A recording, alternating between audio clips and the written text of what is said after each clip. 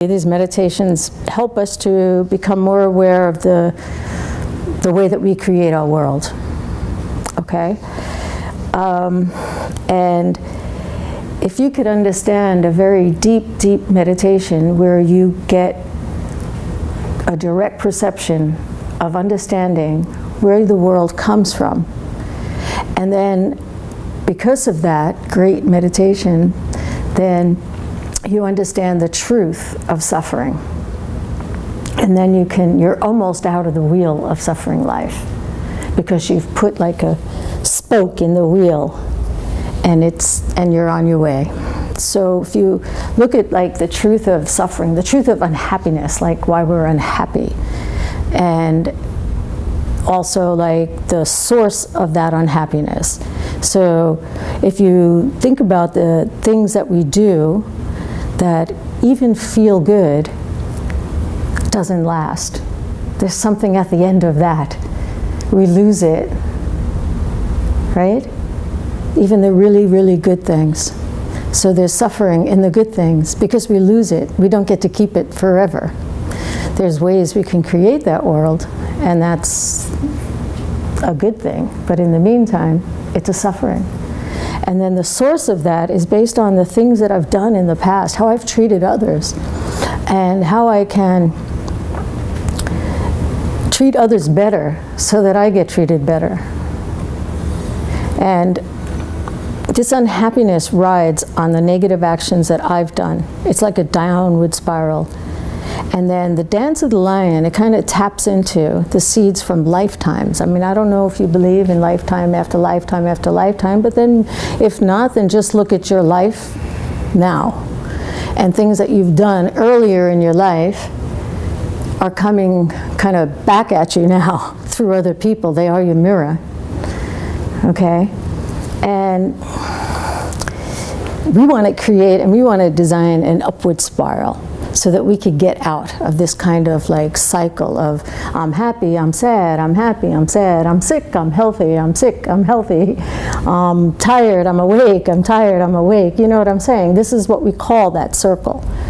And it just keeps going, and it seems to be that we can't just like be okay. And not only okay, but we can be really, really happy forever. Does it seem possible? Does it seem possible to anyone here? Mm-hmm. Right? I think we aspire to that. So there must be something inside my mind that seems like it's possible. Because we aspire to, we live every day for that. That's what gets us out the door, is knowing it's going to be a better day.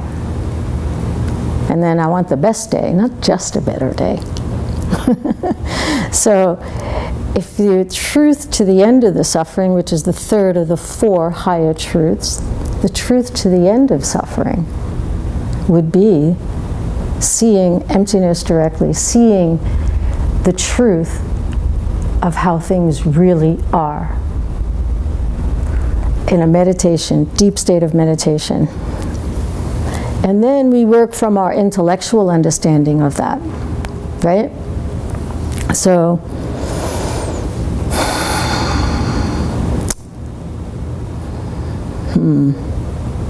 seems like a time for a pen.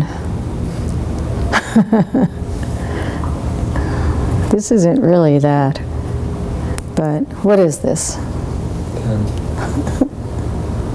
And if a dog came in this room right now, crawling into the room, and I threw this out, what would they see this as?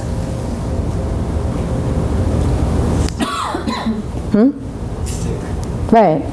Probably something to chew on, or something to play with. So who's right? Am I right, or is that dog right? Both. You sure? Neither. You sure? Depends on what is right. Ah, well, okay. Well, the dog is... It's right to the dog, it's right to the human. Then that answers the both, right? So, then, is this a pen? Yes. Is this a stick? Yes. Yes. So why do I see it as a pen, and why does the dog see it as a stick? Association. Object, form. Someone wrote you a letter? Somebody wrote me a letter? No, I wrote a letter probably. I used a pen, I shared a pen, somebody needed a pen, I gave them a pen, I see myself giving someone a pen. At that moment, I see a pen. I get an impression of a pen in my mind that I gave him something that he needs, and I also like and I need, but I gave it to him. So now I have an impression in my mind, pen.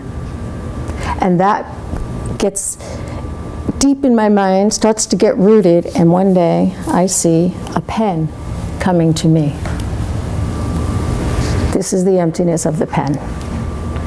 Now I just go briefly into that because this meditation's really, but I'd like to talk more about that, so hopefully we can just think about it right now as that fact, that truth, that all things, people, and the world are not coming from what I have done in the past. It is not coming from what I have done in the past. So then, the end of my suffering would be understanding and seeing that truth directly.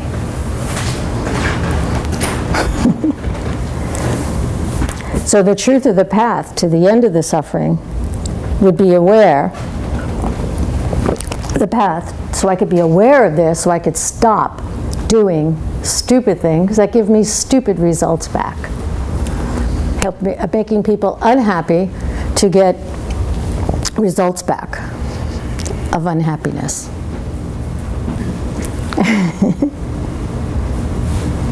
Okay? We just leave it at that for now. Because we want to figure out how to stop that. And can I really do that in meditation?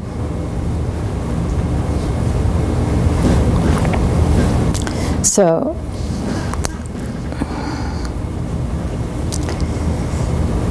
if I wanted to stop this spinning cycle, it's just spinning and it's spinning, and every day you have a big cycle, every year you have a cycle, every life you have a cycle, every minute there's a cycle of something going on.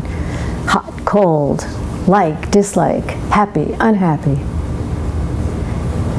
Which one stays longest? Now you have something to work with. So if I can see the seeds in my mind open into the flower of my unhappiness, I see when I made someone happy. I can actually imagine of what I did that brought somebody unhappiness. I disturbed their mind by just saying what I thought I needed to say. And maybe it disturbed their mind, maybe not intentionally, but maybe it did. And now I'm going to see somebody disturbing my mind because I have planted that seed and it roots in the depth of my mind, my perceptions. I now see that kind of thing coming back to me. That in itself is a meditation. That in itself is something to be contemplated. It's intellectual understanding. Imagine seeing that directly. Sometimes it's really hard to, because if we haven't, then it's hard to imagine. But in this meditation, we go through different levels, and each one is like a step in a ladder.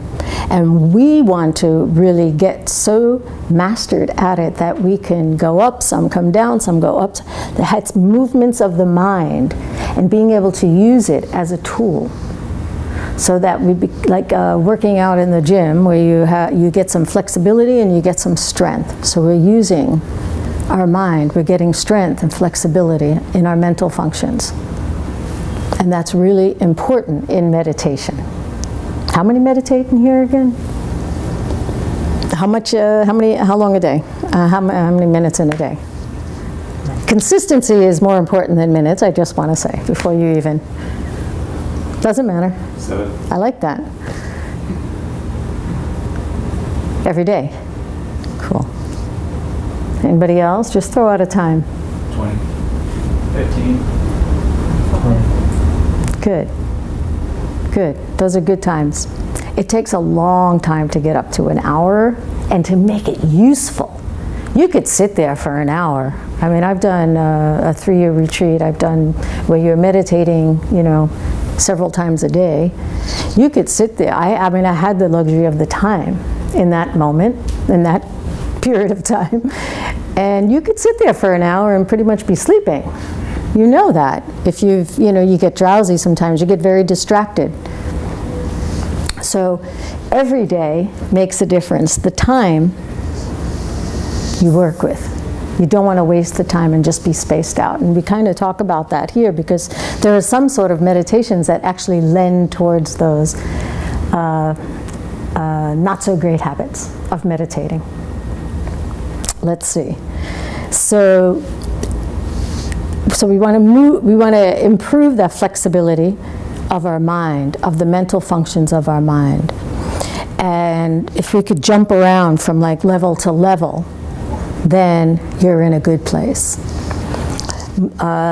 So the movement of the mind, it like rises and falls. You could think of it as going forward and back, however you want to understand that. But each movement of the mind is a seed opening. It's a new image that's happening each instant.